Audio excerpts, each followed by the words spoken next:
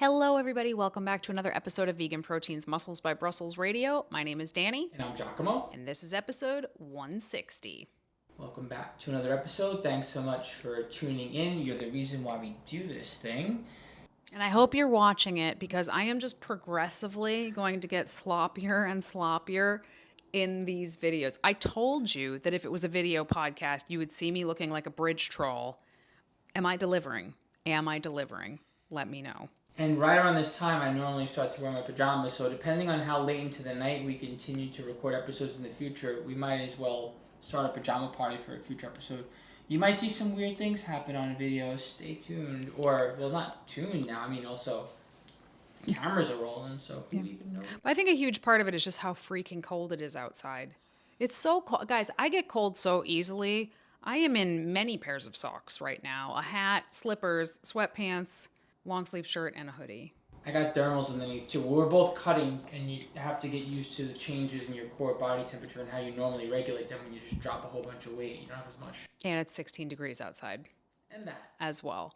Our house is a balmy 67. It sounds like it should be warm enough, but something happens when it's that cold outside and it's not warm enough. It's just not fun. Thankfully, we'll be headed to warmer weather and climate in a week. Yeah. Yep. And we will both be in the open water as deep down as 130 feet once you get your scuba certification. Oh, man. So I am currently doing the written portion of the scuba certification, and it's terrifying. It's terrifying, guys. I'm learning about how your lungs can explode, how you can get pulmonary embolisms. What is it called? Ascension illness or something. I skipped through all that and just went down. It was fine. I'm still here. It's good. I don't know. We'll see. We will see how this goes. I already have so many questions, and I'm only halfway through the written, so we'll see. But I am very excited to be going to a warmer climate. We get to do our fitness classes and be on a nutrition panel at the holistic holiday at Sea Cruise and see several of our friends and colleagues and just catch up with everyone. That's going to be nice too. Yeah, it's going to be awesome. I'm really looking forward to it. There's got to be lots of you out there that haven't heard of the cruise yet, even though we've talked about it a lot in the past. It's definitely worth going to. There's a ton of education, lots of presenters, lecturers, classes, and it's just all around a good time. It's really super fun. Mm-hmm. I know that it's like not cheap. I get that. I want to say it's like $1,500 to $2,000 a person, depending on like what kind of room you choose. But it's all vegan. You get to see some beautiful tropical places. And if you want to take like classes with some people that you maybe look up to, like it's pretty cool. It's really awesome just to be around that many other mostly like-minded people, you know? But this is a big episode. So I don't want to waste too much time chit-chatting before we get into it. This is a major topic that is really important to a lot of people and has been asked about, and more of my clients are getting to this stage of life. So I'm sure you've already seen the title of the episode. We're going to be talking about menopause, which is a huge topic, and neither one of us are hormone experts. I think it's really important to lead with that. Yep.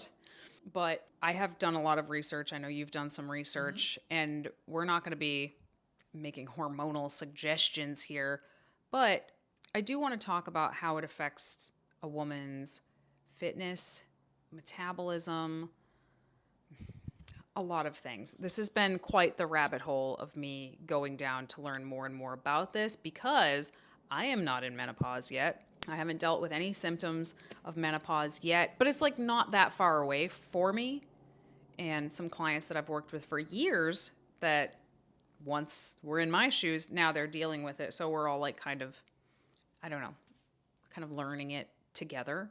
Right. So although you obviously haven't experienced perimenopause or menopause yet, that day will happen. And obviously a lot of our clients have been with us since before they went through that period of time in their life, and then they're now going through it with you. And some have already gone through it with you and I as they've been. And some people have come to us post-menopause, dealing with a lot of the symptoms of being postmenopausal, looking for answers. Exactly. And it's kind of messy. Like The whole picture is kind of messy. Fun little anecdote. So, in conjunction with this podcast, I wanted to make a YouTube video called The Pros of Menopause because I figured, hey, like, there's got to be some upsides to this thing. Not something can't be all bad. And as it turns out, all of the physiological changes that happen to a woman's body are not good. So there's certainly positive things about being postmenopausal, but physiologically, like it's not necessarily like a pretty picture. So that was kind of eye-opening to me to learn like the upsides are super obvious. Like you don't have to deal with a period anymore. You don't have to worry about getting pregnant. You'll save money on tampons. Like end of list. Outside of that, your positives. hormonal health challenges you into your older years, and it can come with a lot of consequences, especially if you don't take care of yourself while you're getting into those years where your body, how can I frame this in a positive way? I always try to. So you can grow gracefully into your age, or you can become old and age can work against you. Which Yeah. one do you choose? Menopause is inevitable. So what can we do to improve it? I mean, aging is inevitable, period. And if we all get to age, we are very lucky because not everybody does. Yes. So that's one way that I like to think about it. But if we know that there are going to be these changes that happen to our body, what can we do about it? So first, I want to talk about the changes. Before we talk about what you can do about it, like, Let's do it. what is actually happening? I have my little tiny book. He has one sheet of paper. I was gonna print that both out, but I'm like, you take the big notes over there, and I'll take the small notes for this one. We can't both have the big notes, can we now? So what I saw when I was doing some research is that you start off with perimenopause, right? Well, you're premenopause first, which is where I am. I have no symptoms of menopause. Then you go into perimenopause. Correct. And then once you go into perimenopause, you don't know until it's basically over, more or less. Like Well, you can't guarantee. You know it's happening. But you're not sure. You can't prove it. No, I think you know. So basically you reach an age where you start having some symptoms of menopause, maybe some hot flashes, maybe you get wonky periods, like they don't come at their regular intervals, they're really light or really heavy, like you can't bet on it at all. Might have some mood changes. Basically everything is just kind of going haywire for a period, and that can last several years. Yeah. And this happens in your late 30s, early 40s, give or take, right? I would say more like mid 40s for most people. Okay. And then late 40s, early 50s. The give or average take, for age menopause. of menopause in America is 51. There you go. And then menopause, it can be proven once you've gone for 12 months without your period. Now you know that you officially. Technically. Technically. Although I have had clients that went 12 months without a period and then got one again. So, I mean, it's a guess, messy. right? You know, it's not complicated. It's not perfect. Right. But those are the phases. Right. And now all the while you're dealing with mood disturbances for the obvious reasons. So your mood can be disturbed because your sleep is disturbed. And when people don't sleep, well, obviously they're not going to be in a great mood, for example, because a hot flash might wake you up in the middle of the night. There's no proof of why it's happening, but basically the part of your brain that regulates your body temperature, the hypothalamus, becomes more sensitive once your estrogen levels decrease to regulating and keeping you warm or hot. So all of a sudden, now you're dealing with these giant flushes for your body, literally trying to like adjust your body temperature. Yeah. So I think you're getting a little ahead because we're already talking about hot flashes, but we're not talking about what's happening. Why is this happening? What is going on? Estrogen is getting cut in half, essentially. Yeah, you're reaching the end of your fertile years. You've depleted most of your eggs. So it's very interesting, actually. This is a super weird fact. You guys want to know a weird fact?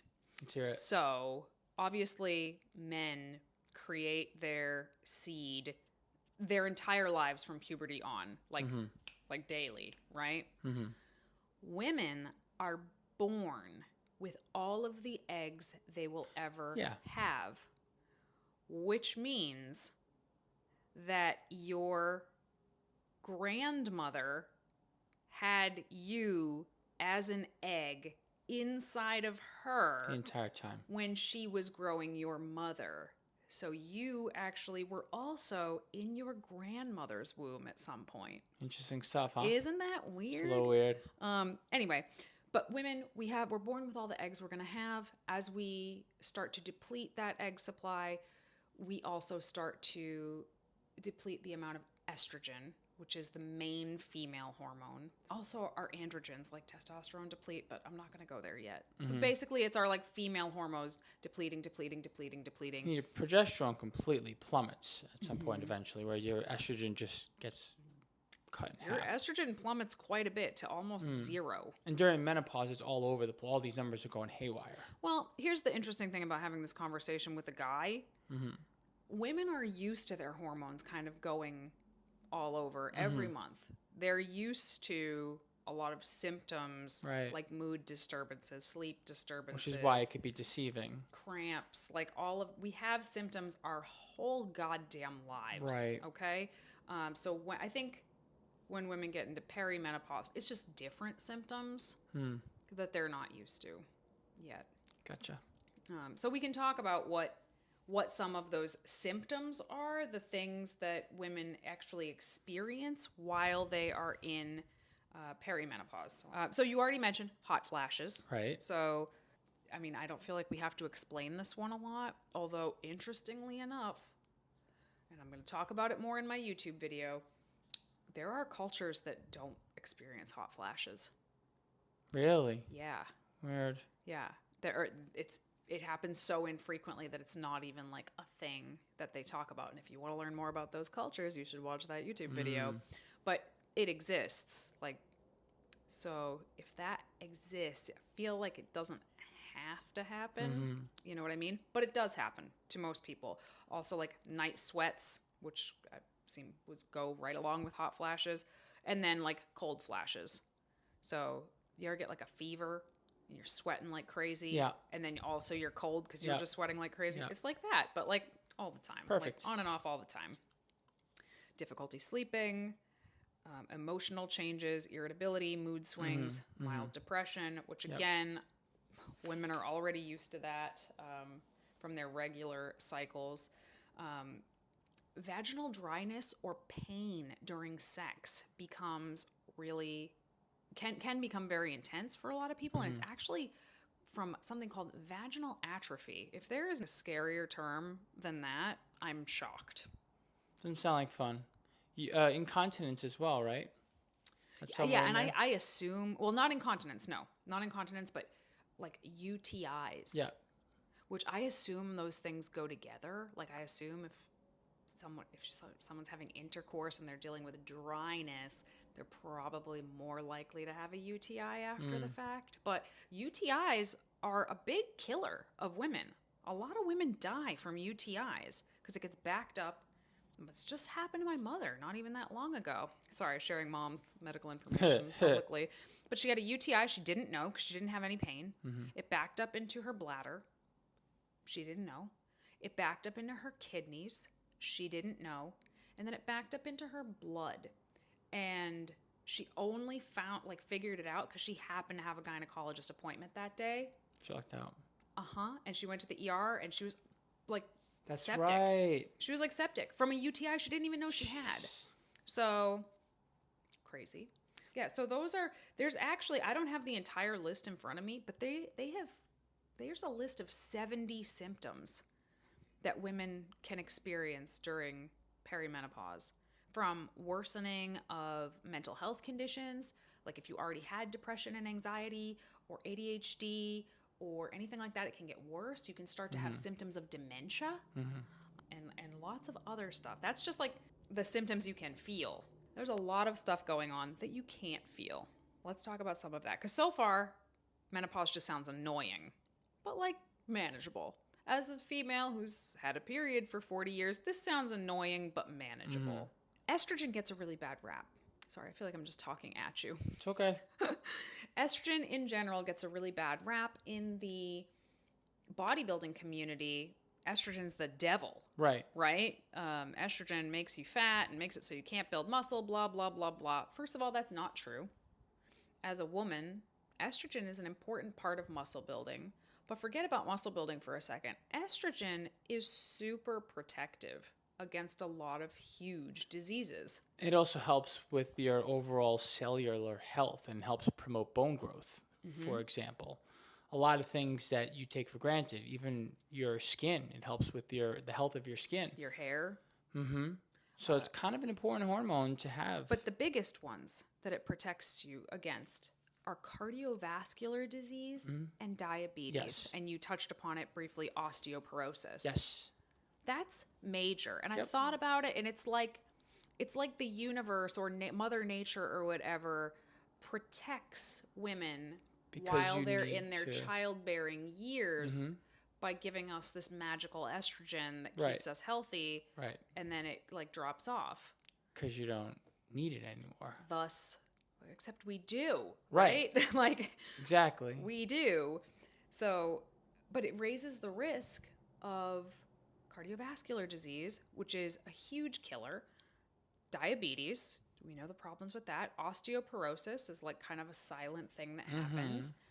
And a large part of it is due to this decrease in estrogen. Right. So Which for there's those of very you little we can do about that. thinking that less estrogen is going to help you because estrogen is a quote unquote devil when it comes to muscle building, now you're looking at the fact that it's actually going to work against you for your estrogen levels to get lower, meaning you're going to have to pump out more volume during your lifts to maintain and grow muscle during that time and after the fact as you continue to age. Because you went through menopause, you're going to have to work that much harder than you did. Yeah. We also talk about hormone balance. You hear people say, oh, I have a hormone imbalance. This is, first of all, most people don't know if they have a hormone imbalance when they're saying that. Right. But the ratio of estrogen to testosterone and progesterone, like the ratio is important. And although we do lose estrogen, we also lose testosterone. Women do Right. make testosterone, Which is just not also- nearly as much. Yep. So the testosterone decreases as well, but not as much as the estrogen. So now the ratio is really thrown off. And we see a lot of women that are postmenopausal start to develop more like male pattern fat storage, male pattern hair thinning, male pattern stuff that, you know, we generally don't see much of when we're younger. And again, I'm not a hormone expert. This is just my hypothesis. It's the fact that that ratio is off Right. more than it was before. So one of the symptoms that we didn't touch upon that I think is major for our audience is weight gain. A lot of women experience weight gain through menopause and past menopause. Now, this I think is probably like one of the more interesting ones from my perspective as a fitness coach, because this is what most of our clients will say, like it's become so much harder to lose weight. I'm gaining weight even though I'm not doing anything differently, et cetera, et cetera. So I want to talk about that a little bit. What are your thoughts? Well, Aside from things being harder because your body's changing and working against you, thus making it harder for you to take care of yourself. so I'm Right. kind of two minds here, and I don't want to sound condescending at all to anybody that's experiencing this. So let me start with the physiological stuff that's going on. One of the changes that happens, I mentioned it increases your risk of type 2 diabetes. And the way that it does that, or one of the mechanisms by which it does that, is it makes you less insulin sensitive. Meaning your body becomes less efficient at like clearing glucose out. So they tested premenopausal women and postmenopausal women, and they basically fed them the same meal and measured their blood glucose before and after. And the postmenopausal women's blood glucose was much higher than the premenopausal women, and it took longer for them to return back to baseline. So insulin resistance is something that absolutely does make weight loss harder and makes weight gain a lot easier. Right. You're not metabolizing your carbohydrate your energy that you're taking in properly, so you're not going to be able to use it as efficiently. So there is an actual metabolic change that takes place that does make it more challenging to lose weight. That's and makes it frustrating. easier to gain it. Yeah. And to add insult to injury, we just talked about, this fat that you're gaining isn't even going to like your hips and your butt anymore. Now it's going to your stomach and your low back. Right. Which is like where men store their body fat. So that has to be really, really rough. But the reason I said I'm of two minds here is because even though that is a truth, there are other reasons that women going through menopause or of that age range have a harder time losing weight. And again, when they study certain other cultures, they don't struggle the same way with weight gain or struggle to lose weight like we do. And I think a lot of it does come down to lifestyle factors.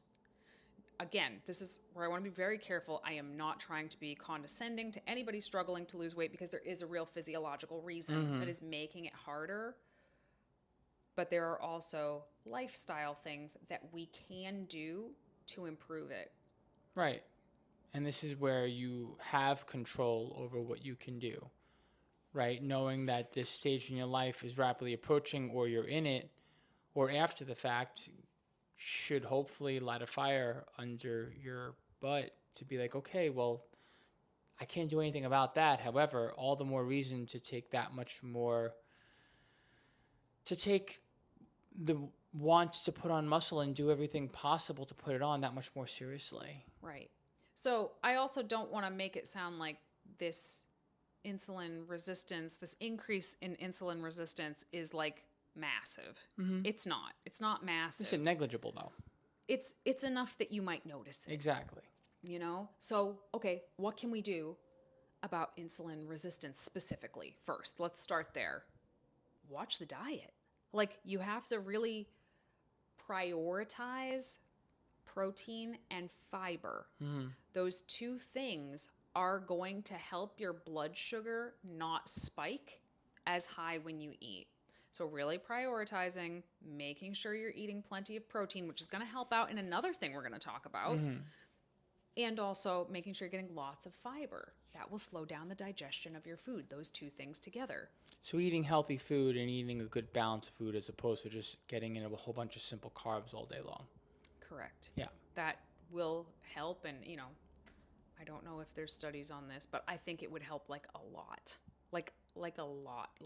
I would think so too. We all talk about this, right? Like, oh, when I was 20 years old, I could eat a half a pizza and nothing would happen. And then as we get older, we just have to be a little bit more careful about what we're eating. And that's one of the reasons, but there are other reasons. Well, it's kind of the same way we talk to people and they're like, hey, my metabolism's slowing as I'm aging. And there's like, well, yes, that's because you are getting to that point in your life where you have a crippling amount of responsibilities, and that stress has affected you and your ability to eat a certain way, and also you and your ability to be someone who isn't sedentary. You were much more active when you were younger because technically your metabolism doesn't really truly change until you're like 64. So it's your responsibilities and how that affects your ability to do what you need to do, to move more, to eat better. Interestingly, with menopause, historically, most women are hitting menopause right around when their children are moving out. So that maybe is going to change as our generation is having kids older and older. I have no idea. But historically, like, I remember my mother was in menopause as we were her kids were moving out. And I think that actually means that a lot of women are in a position where they slow down significantly. Suddenly, they don't have to be running around doing all of these things all of the time for their kids. It's just a slower phase of life. Right. So a lot of people start to move less. Not to mention, like, we're getting older anyway. We have more aches and pains than we had before. Sometimes that couch is just so inviting. We just end up moving less in general. So that also is going to contribute to weight gain, struggle with weight loss, and lack of activity will also contribute to insulin resistance. Right. Movement is very important for insulin resistance or diabetes. The other thing, I have so much to say, guys. I actually feel a little bad for ''𝐵𝐿𝐿 that I'm just like That's okay. yakking at him. I typically am more faded at night anyway, and this is an evening recording. Yeah, so. we don't usually record at night. That's just all when right. I come alive. So Yeah, we're it's funny. It's true. So after the age of 40, which again, most women are not even going to be experiencing like perimenopausal stuff going on at 40, but after the age of 40, we do start to lose muscle mass. Mm-hmm. And by the time we're 51, we've lost like a decent amount of muscle mass. And when we have less muscle, we burn fewer calories at rest. So that is another reason why by the time you get to menopause, you might be having a harder time losing weight, or you might be gaining weight because you're still eating the same amount that you were eating before, but you are burning less because you're moving less and you have less muscle. Right. Which also brings me to the osteoporosis. If somebody were to weight train or strength train or do weight-bearing exercises regularly, not only would they have more muscle mass, but they would also be helping to prevent osteoporosis. If we're going to lose bone mineral anyway, we should be doing everything we can to minimize that as much as possible, because I think one of the number one killers of people over the age of like 70 is a broken hip. Because they fall, they break their hip, they end up in the hospital, they get complications or infections in the hospital, and then they don't make it.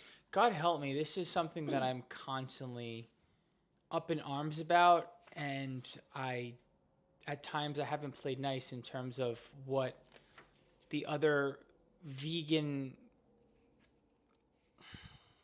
what's the word I want to use? Well-respected people in the vegan community, top doctors, for example, people who know their stuff, are out there talking about longevity and reversing disease and eating really healthfully, but their message is very one-dimensional. And they don't, I personally have yet to hear doctors like this talk about bone health and how important it is and getting in the right amount of protein. And I have heard Dr. Laurie Marbus talk about bone health, but not good. I don't know if she did the protein part, but definitely the weight-bearing exercise stuff. Right, but it's like that. Okay, was that an exception though? Yes. Right. So it's like, it just pisses me off, and I wind up becoming combative, and I come out with the fists up, advocating for what we do and the message that we put out there, because I don't care if you're reversing disease and you're trying to live well into your back 50 and you want to get into your like late 80s and 90s with a healthy body. How is your body healthy if it's frail? And we'll all be kind of frail by the time we're 80 something, but for me, it's like a mission to be able to move well for as long as I can. And if you're not getting ahead of this menopause stuff, by the time it happens, you're going to be starting behind. Right. You're going to be past menopause going, oh shit, what has happened to my body? Yep. I need to take care of this. But there's a lot of stuff you can do before you even get there that's going to help make this transition better. Absolutely. And just anecdotally, most of the vegans I know have gone through menopause kind of without incident. And what I mean by that is their estrogen is still gone. All of the stuff that is going to happen, like we just mentioned, is going to happen. But they didn't deal with all the side effects during it. A couple of hot flashes here and there, but nothing like major. Right. And if we're not playing the vegan card, which why wouldn't we want to go there since it's anecdote and there's nothing proven? Might as well speculate and hypothesize and be a little biased here. But obviously, if you don't want to play the vegan card, and most of the people that we associate with are people who generally take good care of themselves. So is there something to be said about taking good care of yourself? And obviously, a plant-based diet is a phenomenal way to take care of yourself. It's not just that, though. It's everything. It's the lifestyle.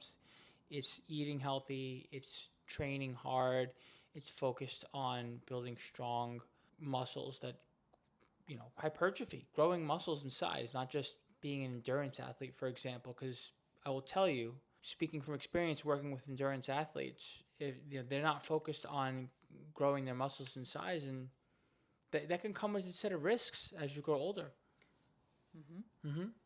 I'm kind of giving some of my YouTube video away here because That's I did okay. want to mention just a little bit more about Teaser. osteoporosis. Yeah. On average, we lose 25% of our bone mass from menopause to age 60. 25% of our bone mass, a on lot. average, we lose from menopause, which I just said the average was 51 to 60. That's 9 years, 25% of bone mass if you don't do anything about it. Yep. So do something about it. And a lot of people would say, well, that's why I eat so much dairy, because it has so much calcium in it. In Japan, the women in Japan going through menopause report significantly lower instances of osteoporosis, and they eat like no dairy in Japan at all. So there are other ways to get calcium. Eat a lot of fruits and veggies. Do weight-bearing exercise. Right. Those things in conjunction will help with osteoporosis. Another big thing that I think is worth mentioning is hormone replacement therapy. It could also not help with just the for men. symptoms. Yeah. Yeah, so this is, again, we are not giving advice here, but I am going to explain my understanding based on all the research that I did. In the 90s, there was a big study on female hormone replacement therapy that scared the shit out of people because it said that taking hormone replacement therapy for women in menopause increased your risk of breast cancer significantly and something else. I can't remember what else it was. But it was enough for people to stop taking it. So people were absolutely terrified, going to their doctors, feeling super betrayed. But the study was kind of not presented very well. The women that they were looking at in that study were well over 60, very post-menopause. And that is not the demographic that I think could possibly benefit from hormone replacement therapy the most. As opposed to women going through it. Right. The ones dealing with the really intense symptoms, if they're having them during menopause. There certainly are risks to taking any kind of hormones. And when it comes to any medication or lifestyle change or anything, do the benefits outweigh the risks? And for some women, the answer is going to be yes. It will be worth it for them to go that route for a few years while they get through this phase so that they can continue to feel like themselves and get to the other side feeling pretty good. Right. So there are risks, like any medication or any treatment of hormone replacement therapy, slight increases in risks of cancer, which I wanted to clarify because the original study said a 29% increase of risk of breast cancer. That does not mean you have a 29% chance of getting breast cancer. It means, and I don't know the actual number, it means if on average you had a 2% chance of getting breast cancer, it means now you would have a 2.6% chance of getting breast cancer. So we always need to really look at the numbers because they can you can make anything sound scary or not scary. Right, exactly. So to me, personally, if I was in that situation, which I hope to not be when I get there, I hope that my lifestyle protects me from a lot of the things we're talking about. But if I was dealing with some of these things, especially the mental health problems, that would absolutely be worth it for me. A woman is more likely to be prescribed an antidepressant for their menopause symptoms than they are to be prescribed hormone replacement therapy. And that is messed up because it probably would have righted the ship quite a bit. Right. You know? Yeah, I hear you. So it's very, very interesting stuff. And as just a side anecdote, because I have endometriosis, which is an entirely different topic entirely, the treatment for me for the last 15 years, almost 20 years now actually, has been a form of hormone replacement Correct. therapy. Actually, a larger dose than you would need for menopause, a significantly larger dose than you would need for menopause. But has it increased risks of certain things? Yes, it has. It has also absolutely saved my life. And that is a podcast that we have coming up, is all about that. But I think that's an avenue that people could explore if they're really suffering with symptoms of menopause, is talking to their doctor about hormone replacement therapy. I mean, sometimes it's a pill, sometimes it's a patch, sometimes it's a cream, sometimes there's non-hormonal ways of you should try all the non-hormonal stuff first. And I feel that way about most things. Try all the lifestyle stuff before you even consider going a medication route. And that's diet, exercise, your sleep hygiene, managing your stress, all of the boring ass stuff that we talk about on this podcast every single week. But it can make a difference when it comes to menopause. The biggest thing that I would say is different than what we talk about every week is to specifically focus on protein and fiber to help mitigate physiological changes to the way that you metabolize glucose. So I am rapidly losing Giacomo here. I hope everybody watching the video is seeing what happens to me every single night of my life while I'm talking to him. He literally nods off while we are talking. It is a real treat. I want to hear from you guys. I want to hear, how has menopause affected your life? How are you feeling going into it? Like, how are you feeling about having to approach that someday? Are you in the middle of it right now? Is it behind you? If it is behind you, how do you look back on it now? The YouTube video I'm making, which may or may not be out already, I don't know. If it's not out, then it's coming out tomorrow, I guess. It's going to be how other cultures view menopause differently than we do, and how that may very well make a huge difference. So although most of the stuff that we talked about today is not positive, like just factually, it's not positive, right?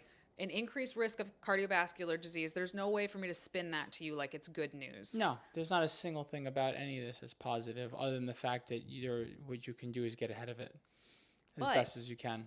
It is an entire new chapter of life for women, and to live with a menstrual cycle for 40 years and then suddenly not have to deal with that anymore, that part of it sounds like ultimate freedom. I could imagine. Again, as somebody with endometriosis, I no longer have a cycle because it was so brutal, but I'm not alone. Like, there are a lot of women who their period ruins their life.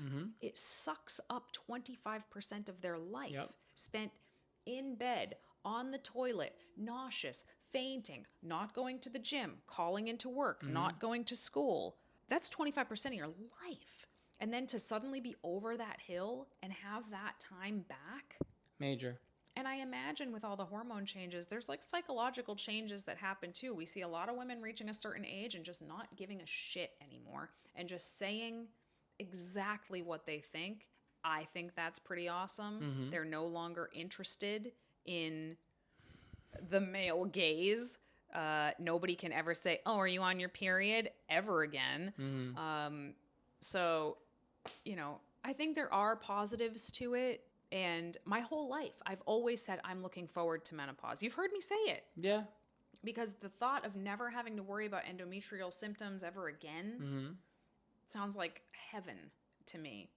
I feel a little differently about it now after this research, but I still do think that there are some positives. Did you think it would be easier to build muscle after menopause before going through the research? I did.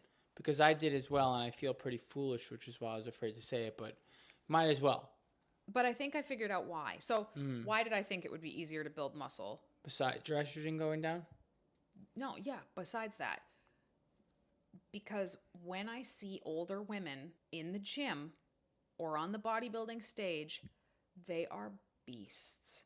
They are so muscular. They are so dense. They are so dry, meaning like the skin is like tight to their body. Like I've always been afraid of reaching master's age in bodybuilding because those women are going to be tough to beat. Yes. So I just assumed it would be easier. instead, now, after this research, I believe that those women are living proof that life does not end at 51. Yep. That if you have those healthy habits and that healthy lifestyle, you can continue to thrive well into old age. Right. So I kind of have a newfound respect for those women because it didn't just magically get easier for them. No.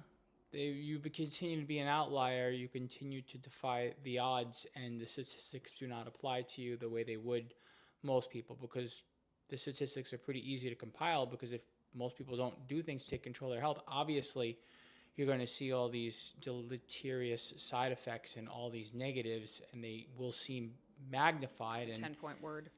I don't know which one did. Deleterious.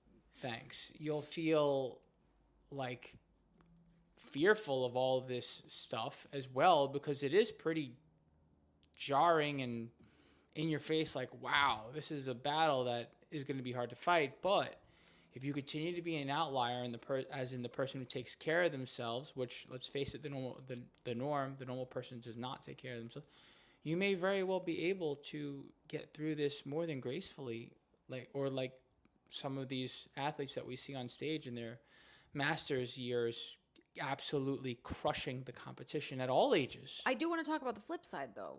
What if you have not had a particularly healthy lifestyle, careful to diet, paying attention to your drinking, getting good sleep, and now you're there? And like, you are starting behind. Like, I don't want to discount the fact that if you're in that position, it is an uphill battle. I don't want to make it sound like we're saying, oh, well, if you just do this, it'll be easy. Because I don't think any of this stuff is easy. Still worth doing. Even just adopting a healthy lifestyle is not easy, is worth doing.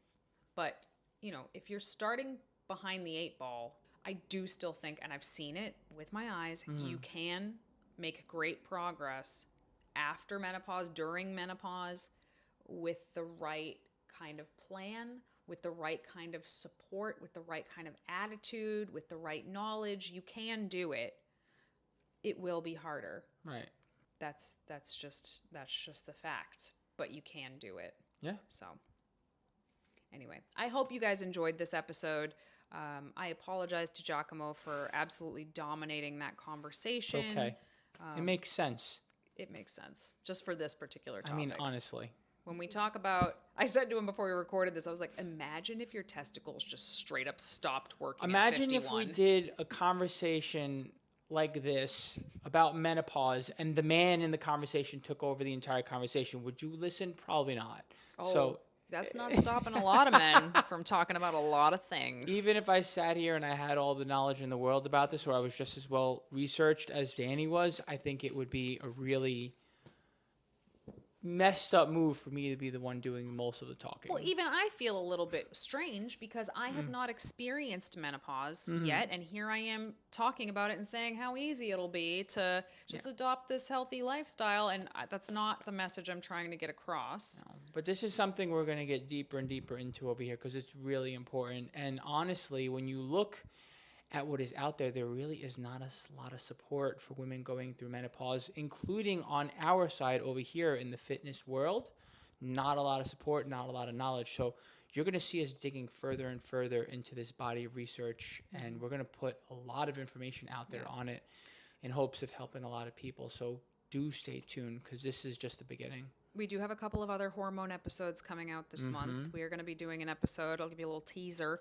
We're going to be doing an episode on birth control, because I feel like that is another major thing that folks in our circle deal with and have a lot of questions about. And also steroids. There's this like kind of argument out there that possibly enhanced bodybuilding is healthier than natural bodybuilding. And that is a conversation we want to have. All right, everybody, thanks so much for tuning in to another episode of Vegan Proteins, Muscles by Brussels Radio. Please stay in touch with us at Vegan Proteins and at Muscles by Brussels on socials. Be sure to hit the contact button on Vegan Proteins, and you will get a response from one of us real fast. Once again, my name's 𝐬𝐽𝐫. And I'm Danny. And we'll talk to you soon.